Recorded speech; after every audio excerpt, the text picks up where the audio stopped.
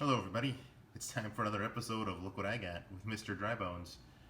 So, today we're taking a look at Sonic the Hedgehog 2 on the Sega Game Gear, which is kind of an odd choice because it's not a game I recently picked up. I've had this game since I was 8 years old. I got it for Easter along with the Sega Game Gear, and it's a treasured game from my childhood. I enjoy it quite a bit despite its hard difficulty.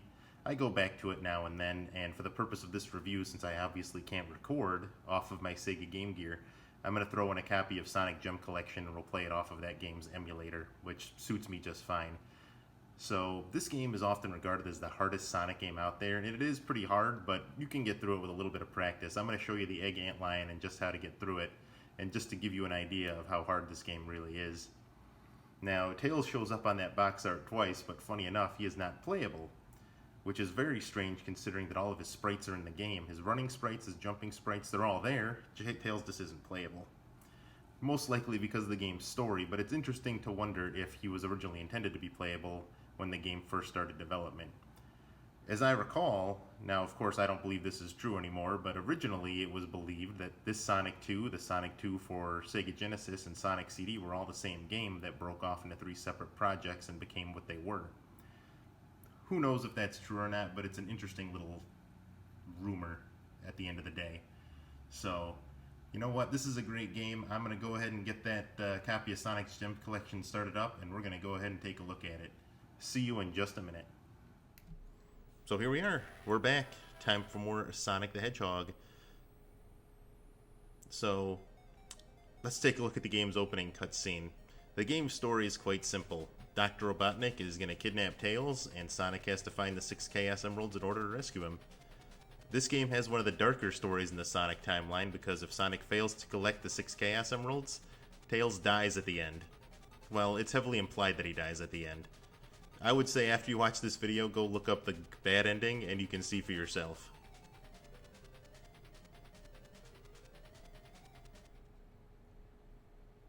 So here we go, the title screen. Now, the interesting thing with this title screen is, this was the original title screen for the Genesis version of Sonic 2, but it switched to the one that we have today, and this one actually got repurposed for the Game Gear and Master System versions. So, we're going to go ahead and jump in to Underground Mine Zone Act 3. See you in just a minute. There we go. Thanks to the magic of video editing anyway, we can start on Act 3. And this is why this is the hardest Sonic game. You don't get any rings in the third acts. You have to beat the boss without taking any damage.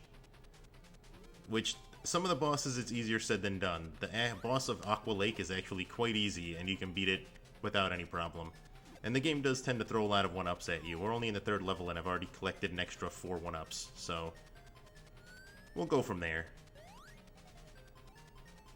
And probably one of the strangest moves Dr. Robotnik has ever done is rescuing Sonic from a dip in a lava lake. So alright, here we go. Time to fight the Egg Ant Lion. The trick with this boss, even on the Game Gear version, is to try and jump over those balls on their downward swing. Some of them are easier than others because they have different trajectories. But this boss right here was the great equalizer for a lot of kids. When I was 8 years old, it took me many a tries, and many a years to get past him. But once Dr. Robotnik makes his last push, that's it, you beat the Egg Ant Lion. See, he's not so bad.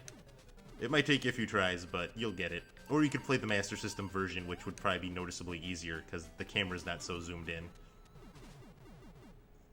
But that's what you can kind of expect in terms of difficulty. When you get to those Act 3s, the difficulty kind of spikes.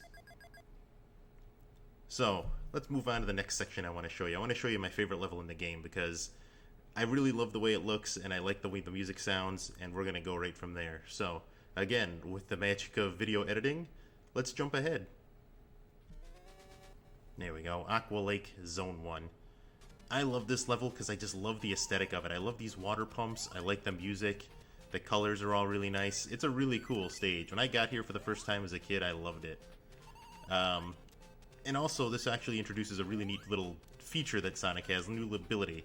So if you get a good running start and you roll into a ball, Sonic will skip on water like a stone. It's a really cool thing, and they didn't actually do that in any Nintendo game I could think of. Oh my goodness, what is that? That was quite a glitch. We'll leave that in. That one's for the blooper reel. So I'm going to go back through one more time, because I think that's the first loop that we've seen in this game, too. Whoa! Loop-de-loop. But this stage is just my favorite. I love the look of it. I've always been kind of a fan of the Sonic water stages, with the exception of Labyrinth Zone. But this level and... Oops. There we go, one up hidden back there. But this level, along with Tidal Tempest and Sonic CD, are just my favorite stages. The music is so good, the coloring and everything. It's a great game. Great level. Darn, one ring short. If you finish a level with your ring count ending in a 0, so having it as a multiple of 10, you'll get an extra 10 rings on top of it. So it's actually better to finish with 0 rings than to finish with 1 ring. Now here's Act 2, and this stage is actually done entirely underwater. I'm not going to show you this whole stage because I want to move on to the next one. The next level is actually one that's pretty unique, and it's actually got a neat bit of tie-in to other Sonic games in Sonic history. So once again, with the magic of save states and video editing, we're going to jump ahead. There we go, welcome back. It's Green Hills Zone, where presumably James Marston lives, but who the heck knows. This stage is really cool, and it's interesting that the Green Hill level is actually not the first level, but the 4th level in this game. But my favorite part about it is the music, so I'm actually going to turn off the mic again, and I'm going to turn up my volume so you can hear this song. So hold on just a second.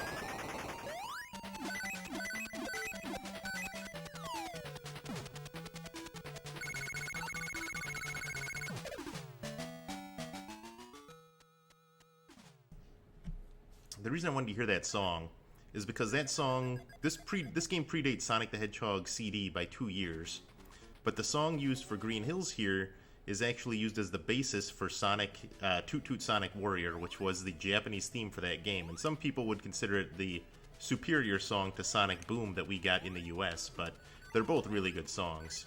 Either way, it's a fantastic song, and I'm really glad to see that they took inspiration from one of their earlier games for Sonic CD's opening theme. So, hey, after this video, and after you like, subscribe, and leave a comment, be sure to check out Toot Toot Sonic Warrior. It's a great song.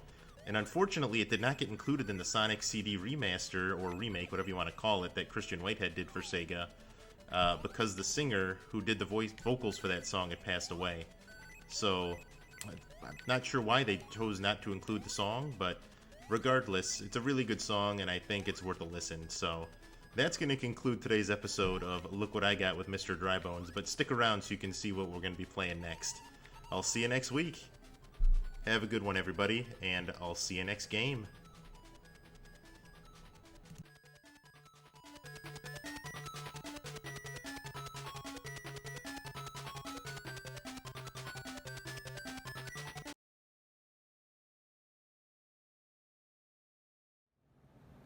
Next time on Mr. Drybones Presents Look What I Got.